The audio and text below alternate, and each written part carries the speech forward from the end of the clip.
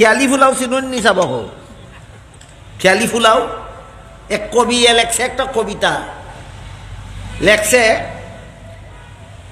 দুলুবালির কুরমা পোলাও আর যে কাদার পিঠে মিশামিশি খেয়ে সবাই বলে বেজায় মিঠে।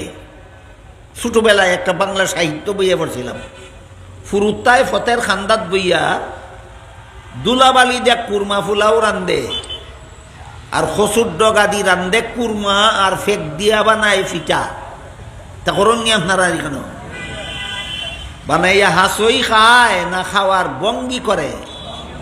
খাওয়ার বঙ্গি করেই হয় বড় মজা। এটা কি মুখের মজা না মনের মজা?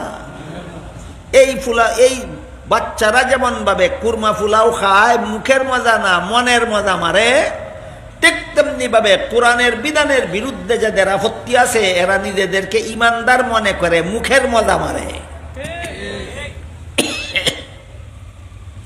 এরা মুঠেও ইমানদার নয়।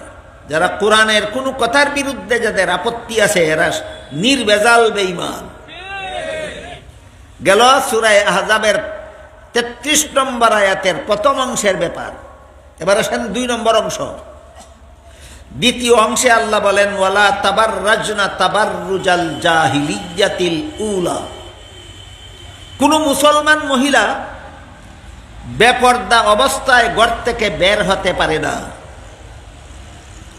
যে মহিলা বেপর্দা হইয়া ঘর থেকে বের হয়, আল্লাহ সূরা আহজাবের ৩৩ নম্বর আয়াতের দ্বিতীয় অংশে বলেন এই সমস্ত মহিলা সাধারণ অসভ্য নয়, প্রাচীন যুগের অসভ্য বর্ব।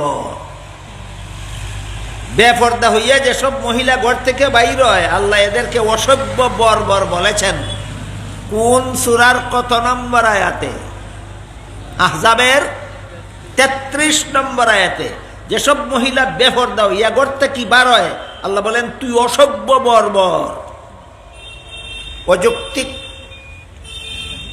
বেপর্দা মহিলাদেরকে আল্লাহ অসভ্য বর্বর বলেছেন। অযৌক্তিক, আল্লাহ অযৌক্তিক কোনো কথা বলেন? তাহলে এই কথার যুক্তি কি? বেপর্দা হইয়া বেরলে অসভ্য বর্বর কোন যুক্তিতে হয়? এবার এটা একটু বোঝার চেষ্টা করি। অন্য আয়াতে আল্লাহ বলেছেন আয-যানিয়াতু ওয়াজ-যানি ফাজলিদু কুল্লা ওয়াহিদিন মিনহুমা মিআতা জালদা। জিনাকারিনী নারী আর জিনাকার পুরুষ যদি অবিবাহিত হয় তাহলে 100 বেত্রাঘাত করো। সরকারের প্রতি আল্লাহর নির্দেশ, কোনো আলেমের প্রতি নয়, কোনো মুফতির প্রতি নয়, জনগণের প্রতি নয়, একমাত্র সরকারের প্রতি আল্লাহর নির্দেশ। জিনাকারিনী নারী অথবা জিনাকার পুরুষ যদি অবিবাহিত হয় 100 বেত্রাঘাত করো। কে করবে বেত্রাঘাত? সরকার। যেই দেশের সরকার জিনাকারদেরকে 100 বেত্রাঘাত করে না, এই দেশে যত হাজার যত লক্ষ নারী পুরুষে জিনা করবে সবগুলি জিনাকার পরকালে যে পরিমাণ শাস্তি ভোগ করবে, যেই সরকারে আল্লাহর বিধান প্রয়োগ করল না একা সেই সরকারকে লক্ষ জিনাকারের শাস্তি পরকালে ভোগ করতে হবে। ভোটের সময় আইলে ওই সরকার গঠন করিয়া গদি দখল করিয়া বই থাকা, দিল্লির লাড্ডু না কিন্যা গিল্লা লাইলেই খালাস, আর কোনো হিসাব নিকাশ নাই।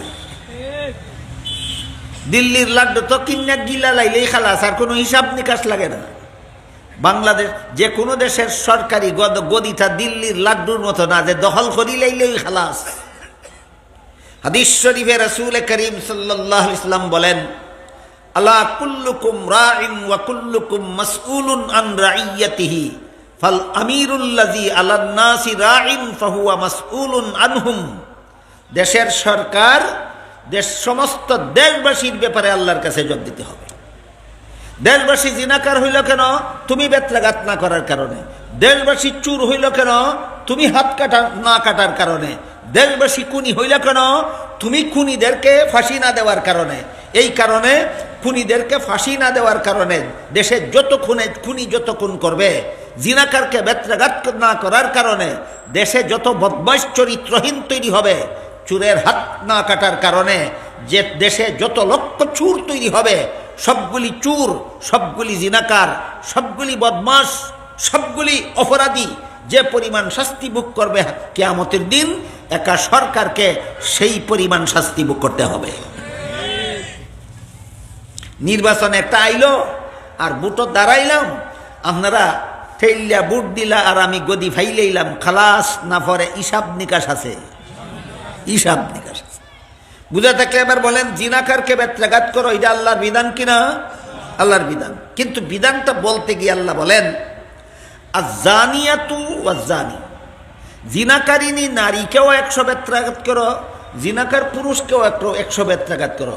আয়াতের ব্যাখ্যায় লেখা আছে তাফসীরের কিতাবে, পুরুষও জিনাকার, নারীও জিনাকার, কিন্তু বেত্রাঘাতের বেলা আল্লাহ নারীর নাম আগে বললেন কেন? আয-যানিয়াতু আগে বলেছেন, এটার নাম জিনাকার নারী, ওয়াজ-যানি এটার নামও জিনাকার, কিন্তু এর জিনাকার পুরুষ।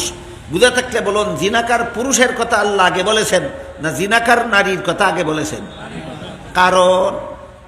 কারণ হইল নারী যতক্ষণ পর্যন্ত ঘর থেকে বেপর্দা হয়ে বের হয় না, ততক্ষণ পর্যন্ত কোনো পুরুষ জিনার সুযোগই পায় না।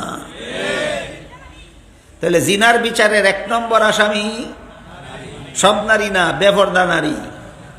জিনার বিচারের 1 নম্বর আসামি, আগে ইটারে ভাসি, আগে ইটারে বেত লাগাও।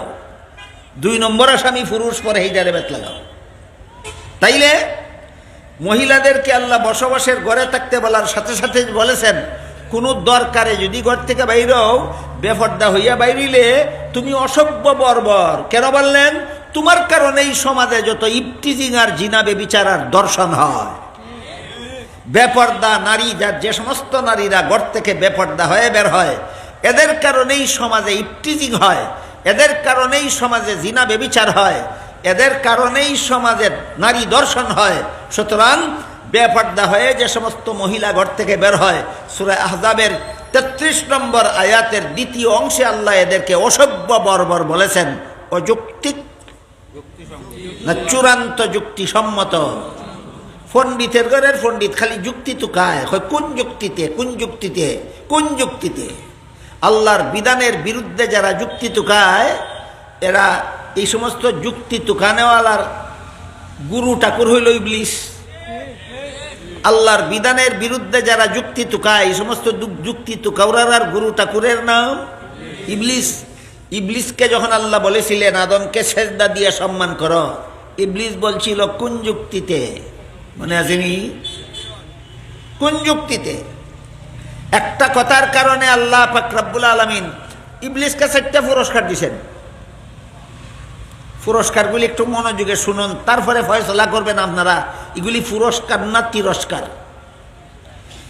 ইবলিস আল্লাহর হুকুমের বিরুদ্ধে যুক্তি খোঁজার কারণে আল্লাহ তারে 4টা পুরস্কার দিয়েছেন। 1 নম্বর পুরস্কার, এই ঘটনার আগে ইবলিস 80,000 বছর আল্লাহর ইবাদত করেছিল। হুকাসাবহল কতদিন?